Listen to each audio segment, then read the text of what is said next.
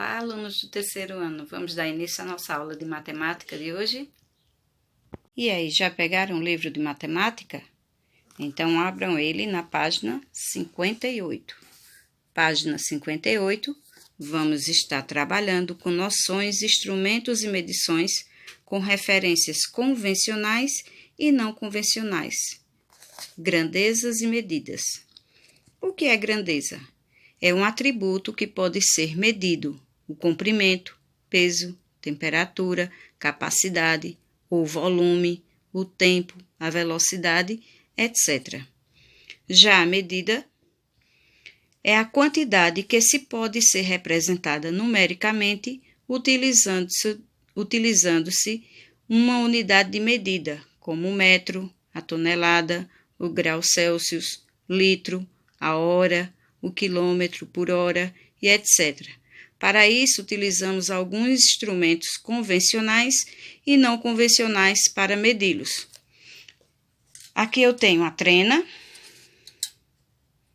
certo? Trena. Aqui eu tenho a garrafa.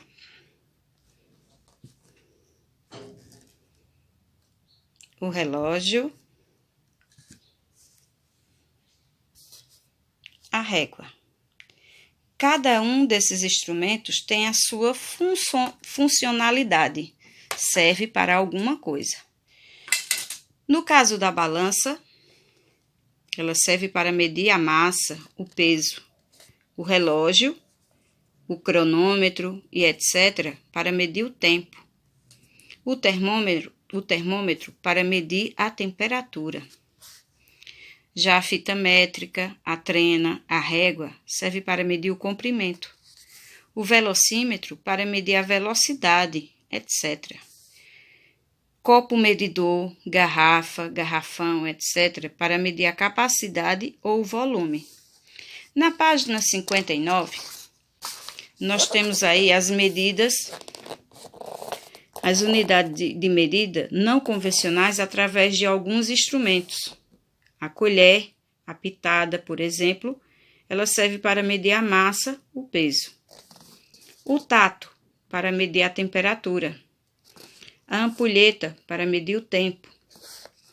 O copo, o vaso, o balde, etc., para medir a capacidade ou volume.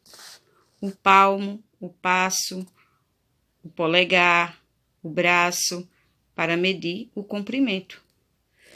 Você sabia que durante muito tempo existiam diferentes sistemas de medida em uso, o que causava enorme confusão, principalmente no comércio entre os países, hoje conhecidas como unidades de medida não convencionais, que você acabou de estudar. Em 1790, o governo francês solicitou aos cientistas que criassem uma unidade de medida universal, isto é, que fosse igual para todos. Foi então criado o sistema decimal de pesos e medidas, que se tornou de forma obrigatória na França em 1840 e hoje é utilizado na maior parte do mundo. No Brasil, o sistema métrico decimal foi instituído em 20 de junho de 1862. Então, a gente viu aí há algumas formas convencionais, instrumentos convencionais, e os não convencionais, certo? Na página 61, vocês têm a atividade que será realizada por vocês agora. No primeiro quesito da página 60, você vai completar esta tabelinha com o nome dos instrumentos que aparecem aqui, o que ele mede e qual é a sua unidade de medida. Então, o relógio, a balança, a régua, o calendário, o que é que ele mede? E qual é a sua unidade de medida? Ele mede o quê?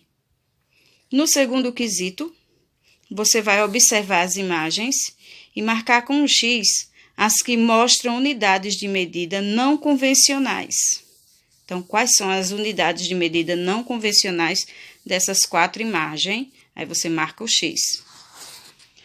Na página 61, você vai fazer a relação da primeira coluna com a segunda. De acordo com a primeira, observe os instrumentos e os lugares onde eles são utilizados. Por exemplo, a balança. Ela é utilizada nos carros e nos ônibus, nas lojas de tecido, nas padarias, nas construções, nos hospitais, nos restaurantes ou nos açougues. Então, pode ser que tenha aqui alguma resposta aonde você precise colocar mais de um número. Não tem problema, tá? O quarto quesito, você vai escrever o nome desses instrumentos de medidas convencionais. Então, como é o nome de cada instrumento desse aqui, que foi apresentado, alguns aí durante a nossa aula, e outros que você já conhece, tá ok? Na próxima aula a gente faz a correção da página 60 e 61. Fiquem com Deus e saibam que todos juntos somos mais fortes.